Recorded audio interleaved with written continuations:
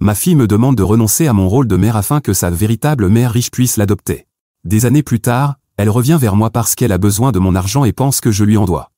Pour commencer, je suis sincèrement reconnaissante que ma fille, Tara, ait une excellente relation avec sa belle-mère, Dani. Pour donner un peu de contexte, mon mari, Marc, et moi n'avions pas une bonne relation. Nous sommes tombés amoureux très jeunes et nous nous sommes mariés parce que nous pensions que c'était la bonne chose à faire puisque je suis tombée enceinte de Tara. Et bien que Marc ait essayé d'être un bon père, il était aussi extrêmement paresseux. Il ne m'a jamais aidé avec Tara de quelque manière que ce soit. C'était moi qui la nourrissais, changeais ses couches, veillais la nuit jusqu'à ce qu'elle s'endorme, lui faisais prendre des bains et la promenais. Marc était le papa amusant et qui rentrait à la maison et passait 1 heure avec le bébé. Pendant cette heure, je préparais ses repas ou je nettoyais la cuisine. Ensuite, Marc dînait et allait dans son bureau pour jouer à des jeux vidéo. Si je lui demandais de m'aider avec la maison ou avec Tara, il me disait que c'était le travail des femmes et que c'était la volonté de Dieu. Cela menait à des désaccords où je le suppliais de m'aider parce que j'étais trop épuisé, mais il refusait catégoriquement. Une fois, j'étais trop malade pour bouger, alors je lui ai demandé de s'occuper de Tara pour que je puisse me reposer et récupérer. Il a commencé à se disputer avec moi, me traitant de paresseuse et disant que sa mère n'avait jamais demandé de l'aide à son père. Cela m'a vraiment mise en colère parce qu'il était autant le parent de Tara que moi, mais il ne levait jamais le petit doigt. Je lui ai crié que s'il ne m'aidait pas, je ferais mes valises et partirais, et cela l'a un peu secoué. Il a donc ronchonné mais a fini par prendre un congé pour s'occuper de Tara afin que je puisse dormir quelques heures. Lorsque mon congé de maternité a touché à sa fin, j'ai demandé à ma mère de s'occuper de Tara pendant mes heures de travail, et elle a accepté avec plaisir. La mère de Marc n'a même pas proposé de nous aider, mais cela ne me dérangeait pas. Marc n'aimait pas que je retourne travailler, car il essayait depuis longtemps de me convaincre de devenir mère au foyer, mais j'avais toujours refusé. Avec le recul, je suis reconnaissante de ne pas avoir quitté mon emploi, car Marc a perdu le sien lorsque l'entreprise a réduit ses effectifs. Cela a été un choc pour lui et pour les autres employés qui ont été licenciés. Quand il me l'a annoncé, j'ai aussi voulu paniquer, car nous avions besoin de cet argent pour les dépenses du ménage et pour prendre soin de Tara. Cependant, je savais que si je paniquais, il serait encore plus anxieux. Je lui ai donc assuré que je prendrais en charge toutes les dépenses du ménage jusqu'à ce qu'il retrouve ses pieds. Puisqu'il n'avait plus de travail, je lui ai demandé de s'occuper de Tara pour que ma mère puisse se reposer. Au début, Marc ne voulait pas, mais il a fini par accepter. Chaque jour, je rentrais à la maison et trouvais Marc assis au même endroit sur le canapé à jouer aux jeux vidéo, avec Tara jouant à proximité. Les besoins de base comme les repas et les bains étaient négligés, et je rentrais souvent pour trouver Tara affamée et non soignée. Évidemment, cela me mettait en colère parce que, d'un côté, je n'avais pas d'autre choix que de travailler dur pour subvenir aux besoins de ma famille toute seule, et de l'autre, je me sentais coupable que ma fille soit négligée. Je me souviens qu'à cette époque, nous nous disputions beaucoup plus, avec Marc qui me disait qu'il essayait de trouver un emploi mais n'allait jamais à aucun entretien. 6 mois après avoir passé ses journées à la maison, Marc m'a dit qu'il voulait suivre un cours de commerce. Il avait toujours voulu créer une entreprise, mais je ne pensais tout simplement pas que c'était le bon moment, car je voulais qu'il trouve un emploi stable pour le moment. Cependant, apparemment, il en avait déjà discuté avec ses parents, qui étaient prêts à payer ses frais de scolarité. J'étais la dernière à l'apprendre, comme si je ne comptais pas en tant que partenaire. Je pense que cela aurait dû être le moment où je partais, mais comme une idiote qui refuse d'abandonner, je suis resté en travaillant et en m'occupant de Tara.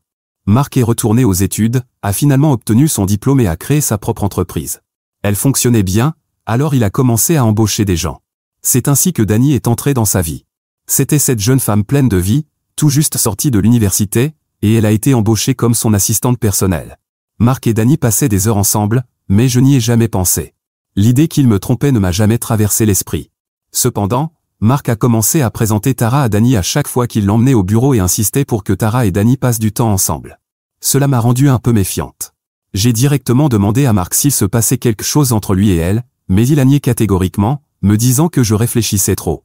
J'ai laissé passer jusqu'à ce qu'un jour, une amie m'appelle et me dise qu'elle a vu Dani et Marc assis dans un café se tenant par la main. Elle n'avait aucune idée de qui était Dani, mais d'après sa description de la femme assise avec Marc, je savais que c'était Dani. Non seulement je me sentais embarrassé que mon mari me trompe, mais je savais que maintenant tout le monde allait le découvrir. Ce soir-là, j'ai insisté pour que Marc invite Dani à dîner, lui disant que je devrais aussi la connaître puisqu'elle travaillait pour lui. Il n'avait aucune idée que j'avais maintenant la preuve de leurs indiscrétions. Pendant le dîner, je lui ai dit directement que j'en avais assez que tous deux se cachent dans mon dos et que je savais tout. Marc s'est figé tandis que Dani est devenu pâle. Je leur ai dit que je me fichais qu'elle couche avec mon mari, car à ce stade, personne ne pouvait sauver notre mariage. Marc et Dani se sont regardés, et enfin, elle a avoué qu'elle était amoureuse de Marc. Elle a continué en disant qu'elle ne voulait pas que cela arrive et qu'elle était désolée pour tout. Cependant, Marc a demandé pourquoi je l'avais invité si je savais déjà tout et a commencé à me dire que je n'avais pas le droit de les embarrasser. Il m'a dit qu'il ne s'excuserait pas puisqu'à accent grave ses yeux, c'était moi qui avais échoué dans notre mariage. J'ai ricané alors qu'il continuait à me blâmer, disant que j'aurais dû essayer de le satisfaire, mais que je ne l'avais jamais fait parce que j'étais toujours trop occupée à essayer d'être indépendante. J'ai secoué la tête et lui ai rappelé comment mon travail mettait de la nourriture sur la table pendant qu'il était au chômage et même quand il étudiait. Marc a rétorqué que j'aurais pu quitter mon travail une fois que son entreprise fonctionnait bien, mais je lui ai dit que je ne pouvais pas prendre ce risque, et que nous devions tous les deux avoir un emploi pour obtenir le revenu nécessaire pour notre avenir. J'étais tellement en colère contre cet homme qui essayait de trouver une excuse pour divorcer que j'ai continué à lui dire que je ne l'avais jamais négligé, ni lui ni Tara, et que j'avais toujours fait tout le ménage malgré mon travail, donc il n'avait aucun droit de me blâmer. Il continuait à essayer de me faire porter le chapeau, mais je l'ai ignoré. Je regardais Danny et lui souhaitais bonne chance avant de m'excuser de la table. Je savais exactement ce que je devais faire maintenant. D'une manière ou d'une autre, Marc était soulagé du fardeau de trouver une excuse pour divorcer. Oui, j'étais amoureuse de lui à un moment donné, mais depuis la naissance de Tara, nous étions simplement devenus des colocataires vivant sous le même toit. Quoi qu'il en soit, c'était moi qui faisais la plupart des tâches ménagères, donc je n'avais rien à perdre en le quittant. J'ai fait mes valises ainsi que celles de Tara pendant que Marc me demandait sans cesse ce que je faisais. Je l'ai informé que je partais et que je lui enverrais bientôt les papiers du divorce. Il a essayé de me convaincre en disant que j'étais trop froide et que nous devions prendre un moment pour y réfléchir, mais je ne croyais plus qu'il y avait quoi que ce soit à réfléchir. J'en avais tout simplement assez, alors je suis allé vivre chez mes parents pour le moment. Si vous vous demandez si ses parents m'ont jamais contacté pour me réconforter, vous avez tort. Ils n'ont jamais rien dit à mon ex pour avoir détruit la famille. Ce n'est que plus tard que j'ai découvert la raison. Vous voyez, Danny n'était pas seulement jeune, elle venait aussi d'une famille riche, et en l'épousant, Marc allait obtenir une part de cet argent. Honnêtement, cela ne m'importait pas du tout, et mon objectif était simplement de faire en sorte que Marc et moi puissions être de bons coparents pour le bien de Tara. D'après ma première impression, Danny ne semblait pas être une mauvaise personne, alors j'espérais qu'elle pourrait aussi être une bonne belle-mère pour ma fille. Pendant le divorce, j'ai pris la moitié des biens de mon mari, ce qui représentait une somme importante, car son entreprise générait 6 chiffres.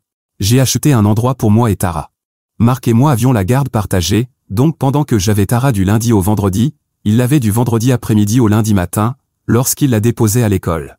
Après notre divorce, il a immédiatement autorisé Danny à emménager avec lui. Tara revenait à la maison et me racontait comment Danny et Marc l'emmenaient dans des restaurants chers pour dîner ou dans des parcs d'attractions.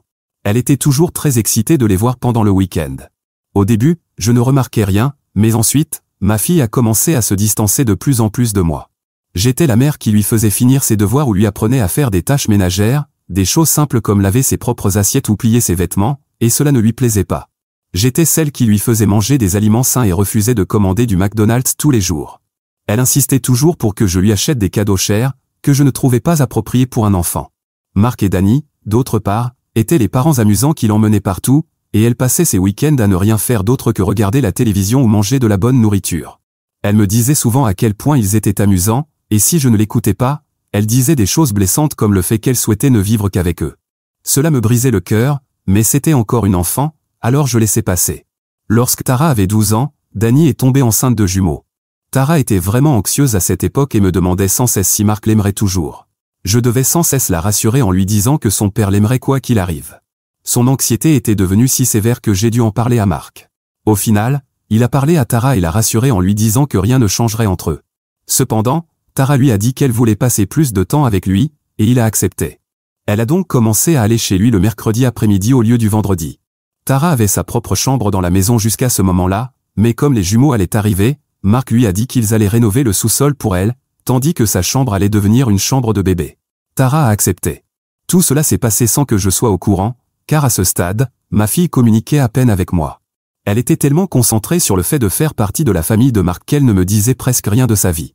Après la naissance des jumeaux, Marc m'a informé que pendant les 2 mois suivants, Danny ne voulait pas que Tara vienne parce qu'elle voulait s'occuper des bébés et leur accorder toute son attention. Je lui ai crié dessus, disant que cela allait sérieusement nuire à sa fille et lui faire se demander s'il l'aimait vraiment, mais il a rétorqué qu'il devait être là pour Danny et les jumeaux, et qu'ils étaient sa priorité. Lorsque j'ai annoncé la nouvelle à Tara, elle s'est mise à pleurer et me demandait sans cesse pourquoi Danny ne voulait plus d'elle. J'ai fait de mon mieux pour la rassurer autant que je le pouvais. 1 mois plus tard, lorsque Marc est venu la chercher, Tara était excitée. Elle m'a dit plus tard à quel point les jumeaux étaient adorables et à quel point sa chambre au sous-sol était belle. Après avoir vu des photos de sa nouvelle chambre, je devais admettre qu'elle était jolie, même si cela me dérangeait un peu qu'elle ait accepté de céder sa chambre pour les jumeaux. Cependant, si ma fille était heureuse, alors je l'étais aussi. Au fil du temps, Tara trouvait des excuses pour passer de plus en plus de jours avec son père. Elle me racontait à quel point elle aimait s'occuper des jumeaux, car parfois Danny avait besoin de faire une pause. Cela m'a vraiment mise en colère, alors j'ai interdit à Mark d'utiliser sa fille comme babysitter. Il a argumenté que c'était ainsi que les enfants se rapprochaient. Je lui ai dit que ses enfants pouvaient se rapprocher sans que Tara change leur couche et les nourrisse au biberon, ce qui n'était pas un travail pour une adolescente. Après quelques disputes, il a accepté. Cependant, Tara m'a crié dessus lorsqu'elle l'a découvert. Elle m'a dit que Danny lui avait informé que je m'étais plainte auprès de Mark à ce sujet. Tara m'a dit qu'elle voulait le faire pour les jumeaux, mais je savais que ma fille essayait désespérément de s'intégrer ou d'être aimée par Mark et Danny en faisant ce qu'ils voulaient. Les années adolescentes passaient, et ce que Mark et Danny faisaient, c'était essentiellement priver Tara de ses années d'adolescence et la transformer en babysitter. Mais elle ne s'en souciait pas. C'était le début de Tara choisissant toujours Danny plutôt que moi. Je n'ai jamais détesté Danny, mais cela me blessait chaque fois que ma propre fille me comparait à sa belle-mère à tous les niveaux. Les adolescents peuvent être cruels, et Tara n'était pas différente. Elle devenait aussi de plus en plus impolie et désagréable avec moi. Par exemple, je me souviens qu'une fois après le travail, je suis rentré à la maison et je regardais la télévision tout en mangeant quand elle est sortie de sa chambre. Elle m'a fait remarquer que je devenais une grosse vache ces derniers temps. Cela m'a vraiment surprise, car je n'étais même pas grosse au départ. Lorsque je lui ai demandé pourquoi elle avait dit cela, Tara m'a dit que Danny lui avait appris que le gluten faisait grossir les gens, et qu'il ne lui permettait pas de manger du gluten chez Mark et Danny. Je l'ai informé que même si cela pouvait être vrai, le gluten n'était pas intrinsèquement mauvais, et elle n'avait pas le droit de faire honte à quelqu'un juste parce qu'elle n'aimait pas en manger. Au fil des jours, Tara est devenue une personne complètement différente. Dans chaque conversation, elle évoquait comment Danny faisait ceci ou cela, et j'avais l'impression qu'elle se transformait essentiellement en une mini Danny. Elle refusait d'aller n'importe où avec moi quand il faisait soleil, disant qu'elle ne voulait pas bronzer, ou insistait pour sauter le petit déjeuner afin de perdre quelques kilos supplémentaires et rentrer dans son bikini, que Danny avait acheté une taille plus petite. Elle se pesait tous les jours et notait son poids dans un journal. Elle me disait que Danny lui avait dit qu'elle avait le potentiel pour participer à des concours de beauté si elle suivait cette routine. Je me suis vraiment mise en colère en découvrant cela. Jusqu'à ce moment-là, je n'avais jamais eu de conversation avec Danny, mais j'ai décidé que c'en était assez et j'ai enfin pris contact avec elle. Cependant, Danny ne voyait rien de mal dans le comportement de ma fille et m'a dit qu'elle avait simplement suggéré à Tara de participer à un concours de beauté, et que ce n'était pas de sa faute si Tara l'avait vraiment pris à cœur. J'ai souligné que Tara la considérait clairement comme une seconde mère, donc elle devrait être plus prudente avec ses mots, mais Danny m'a dit que je devrais encourager ma fille à être la meilleure version d'elle-même au lieu d'essayer de la rabaisser. Ces paroles m'ont vraiment choqué, et je lui ai demandé de garder ses étranges idéologies pour elle. Mark m'a ensuite appelé pour me crier dessus à propos de la façon dont j'avais parlé à sa femme. Quand je lui ai expliqué tout ce qui se passait, il m'a dit qu'il était d'accord avec Danny et que Tara ne devrait pas prendre les conseils ou les suggestions de Danny aussi sérieusement. Je lui ai crié dessus en lui disant d'ouvrir les yeux, car il était évident que Tara était influencée, mais mon ex-mari n'en avait visiblement rien à faire. J'ai essayé de parler à Tara et de lui dire qu'elle devrait profiter de ses années d'adolescence autant que possible, sans s'inquiéter de ces choses triviales comme le poids et le bronzage, mais Tara restait ferme dans sa résolution, se fermant à moi et rejetant toutes mes tentatives de communication ouverte. C'était une réalisation douloureuse de voir ma fille s'éloigner de plus en plus chaque jour. Elle cessait également de venir me voir pour les décisions ou les situations générales de la vie. Par exemple, si son école organisait une sortie, elle attendait d'être chez son père pour qu'il puisse signer le formulaire, alors que je n'avais jamais eu de problème pour qu'elle y aille. Il semblait également qu'elle ne voyait plus aucune importance à ma présence dans sa vie. Je me retrouvais relégué au second plan, une simple spectatrice de sa vie. En conséquence, je me sentais déprimé. Mais pendant cette période, j'ai rencontré un homme qui a tout changé dans ma vie. Henri et moi nous sommes rencontrés alors que j'étais au plus bas de ma vie. Quand nous avons commencé à sortir ensemble, il a vu à quel point le comportement de Tara m'affectait et m'a assuré que tous les adolescents traversent une phase de rébellion. Cependant, les choses ne faisaient qu'empirer. Tara et moi nous disputions constamment, que ce soit à propos de ses mauvaises notes ou du fait qu'elle ne rendait pas ses devoirs à temps. C'est alors que Tara a commencé à me blâmer pour tout. Elle commentait également constamment qu'elle comprenait pourquoi Mark m'avait quitté pour Danny. C'était un sujet douloureux pour moi, et cela me brisait le cœur à chaque fois qu'elle le disait en colère. Je déteste l'écrire, mais j'ai commencé à m'éloigner de ma fille peu à peu. Lorsque Tara a eu 17 ans et était sur le point d'aller à l'université, elle et Mark sont venus me voir pour discuter de quelque chose d'important. Je pensais que c'était à propos des frais de scolarité et j'étais prête à dire à Mark que j'étais prête à payer la moitié des frais de l'université. Mais à la place, Mark m'a informé que Tara voulait que j'abandonne mes droits de mère. Je suis resté figé, choqué, alors que Tara me disait qu'elle y réfléchissait depuis longtemps et qu'elle voulait que Danny l'adopte officiellement. J'étais tellement surprise qu'au début, je pensais que c'était juste un mauvais cauchemar. Mais Tara m'a supplié, disant qu'elle aimait Danny plus qu'elle ne m'aimait et qu'elle voulait que Danny devienne sa vraie mère. Je lui ai demandé d'expliquer ses raisons, en espérant la dissuader de cette décision. Tara m'a parlé sincèrement, expliquant comment elle se sentait plus proche de Danny et admirait les qualités et les réalisations de sa belle-mère. Elle a exprimé que si elle devenait légalement la fille de Danny, elle ferait également partie de son héritage, car c'est ce que les parents de Danny lui avaient dit. Alors que Tara me disait cela, j'avais du mal à retenir mes émotions. J'avais l'impression que mon monde s'effondrait autour de moi, comme si tout ce pourquoi j'avais travaillé si dur me glissait entre les doigts. La réalisation que ma fille ne me voyait plus comme sa mère a été un coup dévastateur, qui m'a laissé avec un profond sentiment de perte. Tara continuait de me supplier, disant qu'elle avait toujours vu Danny comme sa vraie mère et que je ne devrais pas me battre contre ça. Marc est intervenu, d'accord avec Tara, me disant que je ne devrais pas le prendre personnellement et que je devrais respecter les souhaits de Tara. Au cours des semaines qui ont suivi, j'ai eu une décision difficile à prendre. Malgré la douleur qui me traversait, je savais que je devais prendre en compte les souhaits de Tara. Je ne pouvais pas la forcer à maintenir une relation qu'elle ne voulait plus, ni lui refuser l'opportunité de chercher son bonheur à ses propres conditions. Mes parents ont essayé de parler à Tara, mais elle refusait de prendre leurs appels. Dans les jours qui ont suivi, j'ai lutté avec un tourbillon d'émotions contradictoires. Je pleurais la perte du lien que j'avais partagé avec Tara, déplorant la fille que j'avais autrefois connue. Mais au milieu de la douleur, je ressentais aussi un sentiment de résignation, une acceptation silencieuse de l'inévitable. Je pleurais constamment devant Henri, qui était le seul à rester à mes côtés. Même lui trouvait que ce que Tara me faisait était incroyablement cruel. Avec le cœur lourd, j'ai accepté à contre-ségur la demande de Tara, sachant que cela marquerait la fin d'un chapitre dans nos vies à toutes les deux. Je ne vais pas entrer dans les détails juridiques, mais cela a pris quelques semaines. Au final, Tara et moi avons été légalement séparés, et Danny a entamé le processus d'adoption. Après cela, Tara a pratiquement cessé de me parler. Je ne peux même pas décrire à quel point ces jours ont été douloureux pour moi. Jusqu'à ce moment-là, j'avais vécu uniquement pour ma fille, mais la voir quitter ma vie était une douleur insupportable. Je dois admettre que Henri m'a maintenu en vie et n'a jamais quitté mon côté. Il m'a encouragé à aller en thérapie et à emménager avec moi pour prendre soin de moi. J'ai même quitté mon travail à ce moment-là, et il a pris entièrement soin de moi. J'ai été diagnostiqué avec une dépression et ai commencé à prendre des médicaments. En voyant le soutien de Henri, j'ai trouvé une nouvelle raison de rester en vie. Petit à petit, j'ai commencé à guérir et à cesser de me blâmer pour tout. Il m'a encouragé à rejoindre son entreprise juste pour rester occupé, et j'ai accepté. Henri était le partenaire que je n'avais jamais eu, mais que je méritais. Je me suis plongé dans mon travail et ma relation avec Henri, trouvant du plaisir dans les petites joies que la vie offrait. Depuis 6 ans, je travaille avec Henri pour développer son entreprise, et il m'a fait devenir partenaire à parts égales, me donnant une place à la table. Nous nous respectons mutuellement, tant professionnellement que personnellement. Nous nous sommes mariés et avons construit une belle vie ensemble. Jamais dans mes rêves les plus fous, je n'aurais pensé que Tara, qui ne m'avait pas appelé une seule fois ces dernières années, m'appellerait soudainement. Hier, son appel inattendu m'a prise de court, provoquant un tourbillon d'émotions que je pensais avoir enfoui profondément. Elle m'a demandé comment se passait ma vie et m'a raconté la sienne. Je ne savais pas pourquoi elle appelait, mais j'étais contente qu'elle se souvienne de moi après tout ce temps. Au bout du compte, peu importe ce que dit un document légal, elle restait ma fille, et je l'aimerais toujours, peu importe à quel point elle m'avait blessé. Je pensais qu'elle avait mûri et voulait avoir une relation avec moi. Cependant, c'est alors que notre conversation a dévié vers son futur mariage.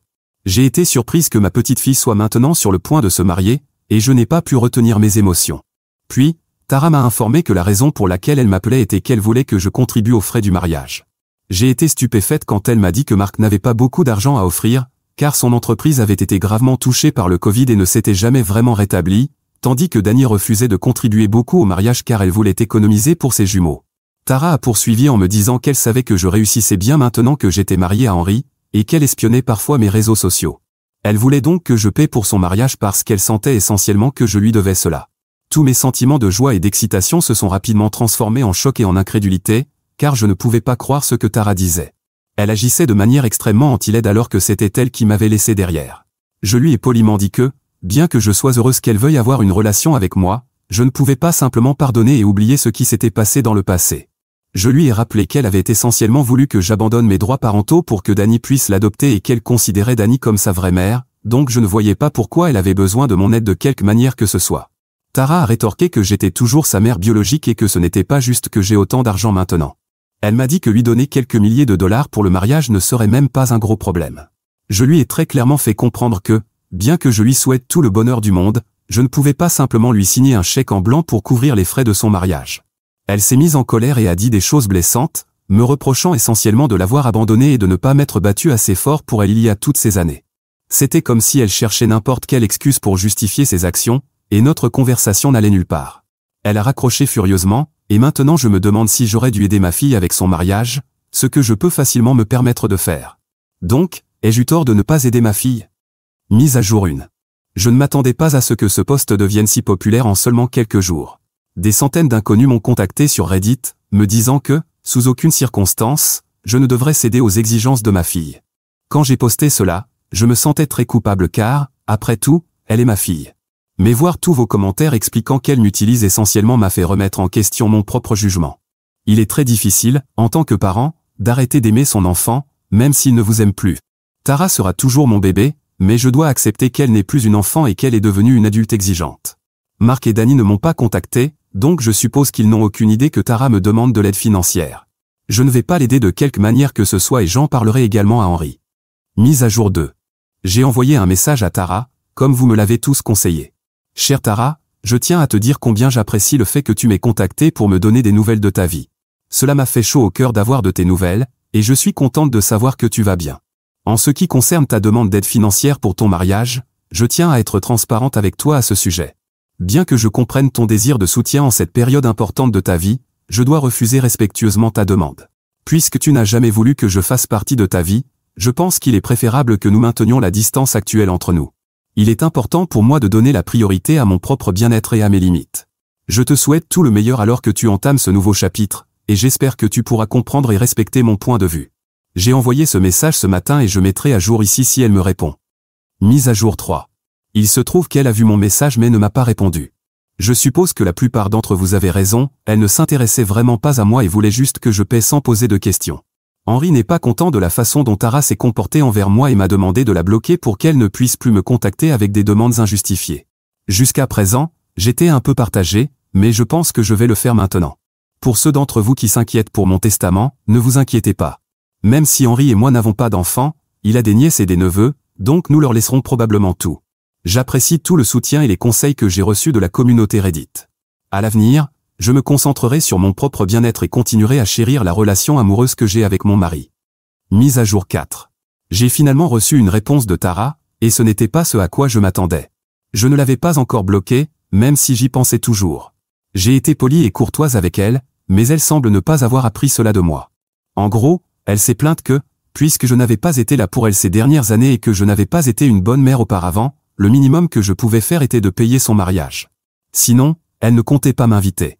Elle m'a aussi dit que la famille de son fiancé allait payer pour certaines choses, comme la lune de miel et d'autres dépenses, mais qu'elle avait vraiment besoin de mon argent pour couvrir sa part. Le pire, c'est qu'elle m'a donné plus de détails sur pourquoi Dani ne voulait pas contribuer, expliquant que l'argent était destiné à ses propres enfants, les jumeaux, qu'il voyait Tara comme sa belle-fille, et que c'était à son père biologique de couvrir cette dépense. Apparemment, cela a conduit à une dispute avec elle, et aussi avec son père, parce qu'il s'était rangé du côté de sa femme et non de sa fille. J'avais prévu de lui répondre, mais j'ai vraiment pensé qu'il valait mieux tout laisser derrière et la laisser en vue. Je pense que le karma s'est occupé d'elle. Mise à jour 5. Vous savez quoi? Je n'étais pas complètement en paix avec cette décision. Cette nuit-là, je suis allé me coucher en réfléchissant à tout ce que nous avions traversé, à la façon dont elle m'avait traité quand j'étais encore sa mère, et à la façon dont elle a récompensé toutes ces années d'efforts. Alors j'ai décidé de répondre. Je lui ai dit que j'étais toujours sa mère biologique, donc j'allais lui donner une dernière leçon à apprendre, une qu'elle n'allait pas aimer et que sa mère adoptive ne lui avait sûrement pas enseignée. J'ai commencé par lui dire à quel point elle avait été ingrate et comment elle avait préféré sa belle-mère riche et cool à moi. Que pendant que je lui apprenais la discipline et les bonnes valeurs, elle me détestait de plus en plus. Je lui ai aussi rappelé à quel point elle m'avait brisé le cœur en rejetant d'être ma fille et que maintenant, je n'allais pas revenir en courant pour redevenir sa mère juste parce qu'elle avait besoin d'argent. Je n'avais d'ailleurs aucun intérêt à assister à son mariage, car je ne l'avais pas vu depuis des années et je ne connaissais même pas son fiancé, donc ça m'était complètement égal.